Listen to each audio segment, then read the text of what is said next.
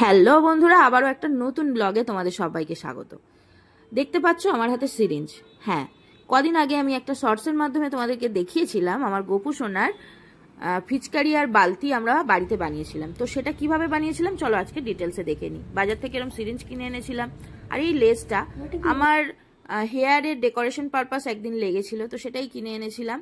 তো সেটারই কিছু পার্ট ছিল, তো সেটা নিয়ে আমরা বসে পড়েছি। দেখো কত কিছু সাজিয়ে গুজিয়ে বসে পড়েছি। এখানে নেল আর্টের কিছু ডেকোরেটিং আইটেমও রয়েছে, কারণ বালতিটা ফিচকারিটা যেহেতু গোপু সোনার, তাই একটু সাজিয়ে গুছিয়ে জিনিসটা করতে হবে। তো যেগুলো ছিল টুকটাক সেগুলো নিয়ে বসে পড়েছি, আর এখানে কালার নিয়েও বসে পড়েছি। আমি আর মিমো দুজনে মিলে করব। তো সিরিঞ্জটা দেখতে পাচ্ছ রেড কালার করা হয়েছে, গোপু সোনার জিনিস তো তাই একটু কালারফুল করতে চাইছি। এখানে দেখো কাপটা, যেগুলো চা খাবার যে কাপগুলো হয় সেই কাপ আমি একটা ইয়েলো কালার করে নিয়েছি, আর সিরিঞ্জ এখানে আর একটা ব্লু কালারের করা হয়েছে। তো একটু কালার কম্বিনেশনগুলো একটু ব্রাইট ব্রাইট রাখতে চাইছি, কারণ যেহেতু গোপু সোনার জিনিস। তো কাপগুলোকে আমরা এইভাবে কালার করেছি, একটা গ্রিন করেছি, একটা ইয়েলো করেছি, ঠিক আছে। এবারে এটা ডেকোরেট করব, এইরকম লেসটা লাগাবো, তারপর আরো কিছু জিনিসপত্র লাগিয়ে এটাকে ডেকোরেট করব। তো দেখো এখানে বালতিতে আমি এই লেসটা লাগিয়েছি, এবারে আরো কিছু জিনিস লাগাবো।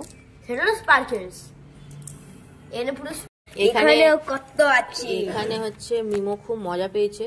এটা আমার নেল আর্টের সব স্পার্কেল, তারপর বিভিন্ন রকম জিনিসপত্র।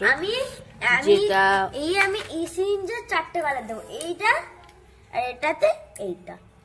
আচ্ছা দেখছি কালার কম্বিনেশন কি করা যায় দেখছি, দাঁড়াও। না তো এরকম দুটো, না তো এটা। আচ্ছা, এই ইয়েলোটাতে, ইয়েলো যে বালতিটা আমরা করছি সেটার মধ্যে আমি কিছু কিছু জায়গায় অল্প করে কয়েকটা ঢালো, কয়েকটা, ব্যাস ঠিক আছে। এইরকম এই যে স্পার্কেলগুলো, এগুলো এখানে গ্লু দিয়ে বসাবো। গ্লু দিয়ে এরকম ডট ক্রিয়েট করেছি। এবারে নাও বসো।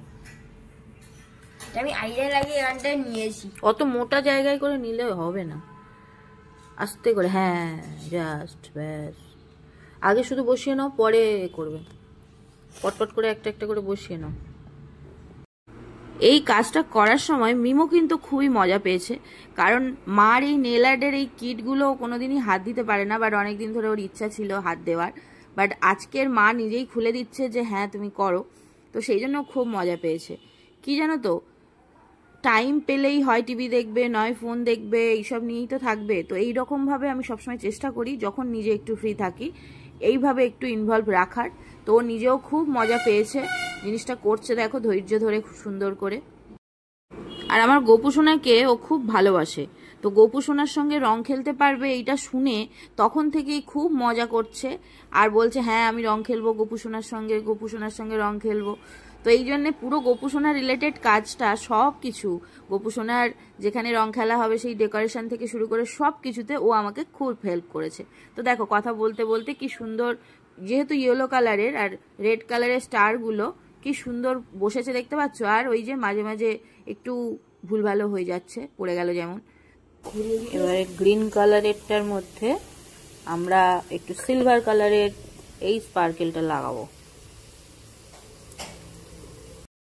তো দেখো আমাদের বালতি কমপ্লিট, আর এইটা এবারে এইটাকে লাগাবো, মানে এইরকম হ্যান্ডেল টাইপের একটা হবে।